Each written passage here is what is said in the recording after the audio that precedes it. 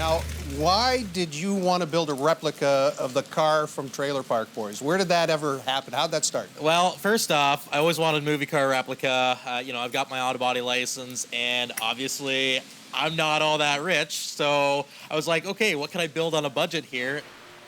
Back in 2016, I ended up becoming an extra on season 11 for Trailer Park Boys. And, John Dunsworth was a huge help in that. I ended up getting a whole bunch of reference photos from the actual car. Right. And I bought my first car I thought I was going to use in 2016, but I was like, it was just too rough. So then I kept on buying cars, and I'm trying to figure out, okay, which one's good, which one's, the perfect candidate, and they were either like too damaged or too like mint. Right. And this car here I bought in my last year of auto body at Fanshawe College, and I drove it around daily for 2 years until I realized the car I was driving as a daily was that was a perfect candidate. So it was just a case of this is the one. I ended up putting my foot through the floor, had to fix the floor pan patch. And I'm like, this is it. I'll do a floor pan patch, and then I'll make this thing look like Ricky's car from Trailer Park Boys. Now, you had the picture, so you had a reference, so it gave you some guidance. You have made some changes, obviously, because that was a car. Legal, yeah. That was a car at a trailer park, and it wasn't necessary. It was a movie car. It wasn't a car that was built for the road. So tell me, how long did it take you to finish? So it took me. This is my COVID project. So April of 2020, I spent like between 14, 16-hour days almost every day. Yeah, I guess overall it's been a project since 2016 up until now, but it's only ever looked like this car for the last 2-3 years now. Now you put up a fundraiser, a GoFundMe, because you wanted to get the car to Sunnyvale. Yes, so I had the opportunity given to me, so I brought this thing to Niagara Falls Comic-Con, and I had this guy come up to me, and he's like, "Hey man, like, it'd be really cool to have this car in the next movie." And I'm like, who the heck is this guy, right? He's had this, like, Trailer Park Boys, like, coat and all this stuff on him. Like, this guy's, like, either a super fan or whatever. But Turned out I was actually, part of the production team and whatnot. And then I had later on Mike Smith, who plays Bubbles, came up to me and he's like, hey, it'd be really cool to have this in the next movie. And we're trying to figure out, how to quite get it to and from. And so the kicker was filming was in a week and a half from that event. Oh. So I ended up I was like, okay, I'm in London, Ontario.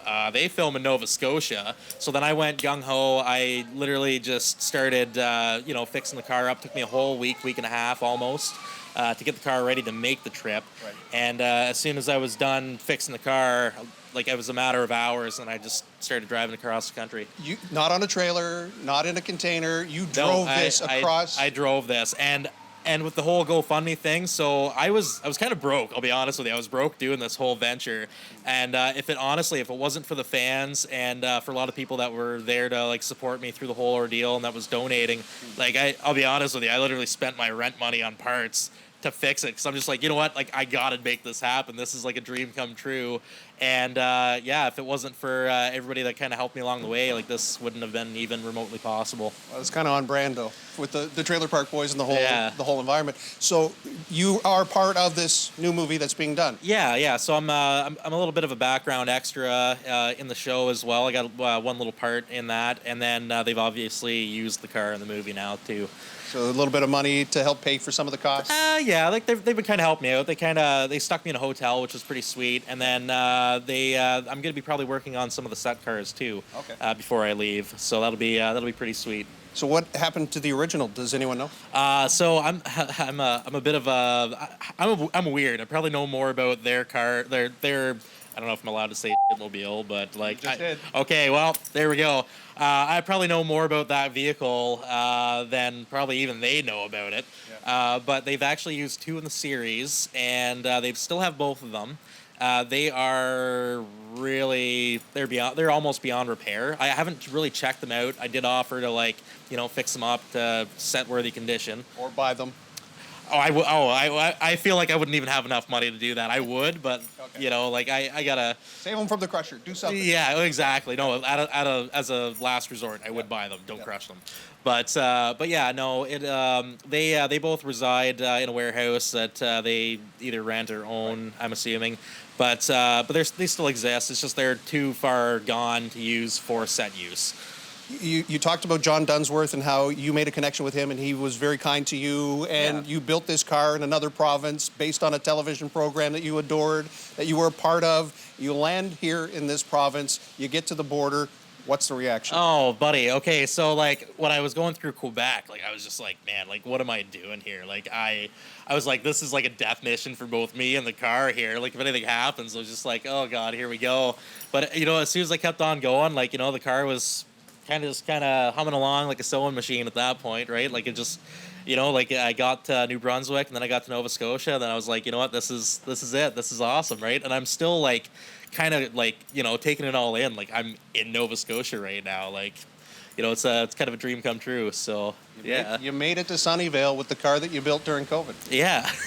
If it hasn't been said yet, good on you. Hey, thanks, man. I appreciate that. Yeah. And what does it mean to be a part of this now, this canon of work? The fact that you're now involved with the movie and the series and the people. Well, it's kind of nice because I do feel like, in a way, like I'm going to try using the car to like the best of its potential. Like I know it gets a lot of attention and stuff. Yeah. And, you know, if I can use it to like, you know, even bring, you know, just awareness to certain ordeals, like, you know, say for instance, like homeless, bring more awareness to homeless, help out with food banks and stuff. I started talking to somebody kind of getting in with some of those programs. And then just a matter of really giving back to the fans.